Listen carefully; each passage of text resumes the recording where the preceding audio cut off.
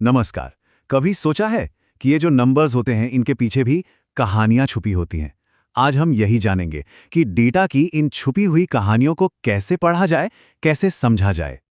तो सवाल यही है कि डेटा आखिर कहानी बताता कैसे है। और इसी सवाल को लेकर हम आज का पूरा विश्लेषण करेंगे।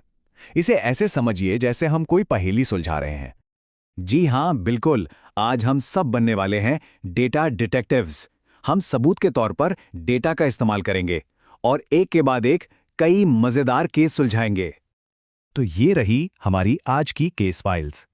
सबसे पहले देखेंगे द टेबल केस, फिर आएगा द बार ग्राफ केस और उसके बाद द पाई चार्ट केस। और हाँ, आखिर में हम अपनी खुद की एक डिटेक्टिव टूलकिट भी तैयार करेंगे। ठीक है, तो चलिए शुरू करते हैं। अपने पहले केस में गोता लगाते हैं, जहां हमारा सबूत एक सीधी साधी टेबल में छिपा है। तो ये रहा हमारा पहला सबूत। इस टेबल को ध्यान से देखिए। इसमें 5 गांव हैं, ए, बी, सी, डी और ई, और इनमें 3 अलग अलग फसलों का प्रोडक्शन मतलब उत्पादन टन्स में दिया गया है। तो चलिए इसकी जांच पड़ताल शुरू करते हैं। अच्छा, तो पहली पहेली ये है कि हमें पता लगाना है कि इन 5 गांवों में से किस गांव का टोटल क्रॉप प्रोडक्शन सबसे ज्यादा है। अब इस पहेली को सुलझाने के लिए हमारी इन्वेस्टिगेशन प्रोसेस के 3 सिंपल से स्टेप्स हैं। स्टेप 1, हम हर गांव के लिए गेहूं, चावल और मक्के के प्रोडक्शन को जोड़ देंगे। स्टेप 2, इससे हमें 5 गांव का अपना अपना टोटल मिल जाएगा। और स्टेप 3, बस आखिर में हम इन 5 टोटल्स को कंपेयर करेंगे, ये देखने के लिए कि सबसे बड़ा नंबर कौन सा है। और जैसे ही हम ये कैलकुलेशन करते हैं तो नतीजा बिल्कुल साफ हो जाता है। गांव ई कुल 350 टन के प्रोडक्शन के साथ सबसे आगे है। लीजिए, केस का पहला हिस्सा तो सॉल्व हो गया। चलिए इसी सबूत से एक और छोटी सी पहेली सुलझाते हैं। इस बार हमारा फोकस होगा सिर्फ गांव बी के प्रोडक्शन पर। यहां देखिए, गांव बी में चावल का प्रोडक्शन है 100 टन और मक्के का है 50 टन। तो 100 और 50 का रेशियो क्या हुआ?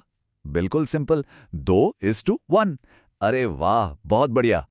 तो पहला केस तो बड़ी कामयाबी से हल हो गया। अब चलते हैं अपने अगले केस की तरफ और देखते हैं कि यहां क्या पहेली है। इस बार हमारा सबूत है एक बार ग्राफ। जरा इस बार ग्राफ पर नजर डालिए। ये पिछले 5 सालों में अनएम्प्लॉयमेंट रेट मतलब बेरोजगारी दर में जो उतार चढ़ाव आया है उसे दिखा रहा है।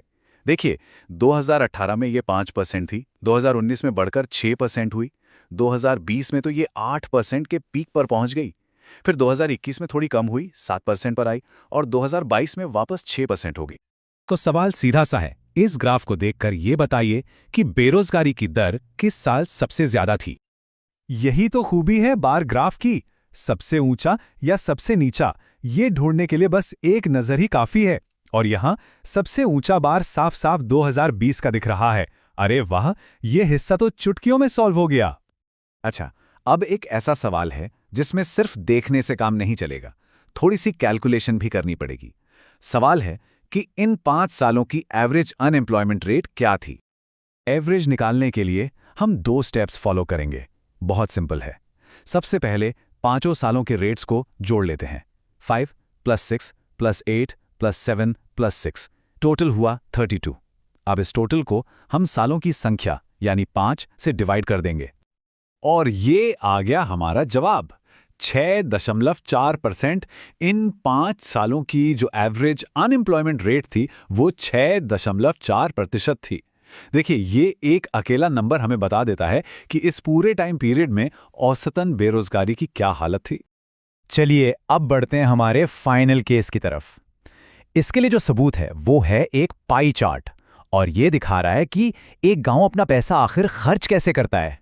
ये पाई चार्ट हमें एक गांव के 8 लाख रुपए के टोटल बजट का ब्रेकडाउन दिखा रहा है। हर स्लाइस एक अलग खर्चे के बारे में बताता है, जैसे कि 30% सड़कों पर जा रहा है और 25% एजुकेशन पर। तो इस केस की पहेली ये है कि हमें एजुकेशन पर खर्च हुए 25% को असल रुपयों में बदलना है। कितना अमाउंट हुआ ये? पाई चार्ट के किसी भी स्लाइस की असली वैल्यू निकालने का फॉर्मूला बहुत ही सीधा सा है। जो टोटल अमाउंट है उसे उस स्लाइस के परसेंटेज से मल्टीप्लाई कर दीजिए। तो हमारे केस में हमें टोटल बजट यानी 8 लाख रुपए का 25% निकालना है। और कैलकुलेशन करने पर जवाब आता है 2 लाख रुपए। मतलब एजुकेशन पर 2 लाख रुपए खर्च हुए। और इसी के साथ हमारा तीसरा केस भी सॉल्व हो गया। तो हमने एक एक करके सारे केस सुलझा लिए, पर सबसे जरूरी बात क्या है? वो कौन सी स्किल्स थी जो हमने हर केस में इस्तेमाल की? तो ये रही हमारी डिटेक्टिव टूलकिट। ये एक 4 स्टेप प्रोसेस है जो किसी भी डेटा पहेली पर काम करेगा। नंबर 1, डेटा को पढ़ें, यानी समझें कि चार्ट या टेबल क्या दिखा रहा है। नंबर 2, सवाल को पहचानिए, मतलब आपको ढूंढना क्या है। नंबर 3, सही सबूत ढूंढिए, यानी वो एग्जैक्ट नंबर्स जिनकी आपको जरूरत है। और आखिर में नंबर 4, कैलकुलेशन कीजिए, चाहे वो जोड़ना हो, एवरेज निकालना हो, रेशो हो या फिर परसेंटेज। और अब जब ये टूलकिट हमारे पास है, तो एक सवाल सोचने के लिए है। हमारे आसपास जो इतना सारा डेटा है, उसमें ऐसी और कौन-कौन सी कहानियां छिपी हैं जिन्हें अब हम सब उजागर कर सकते हैं।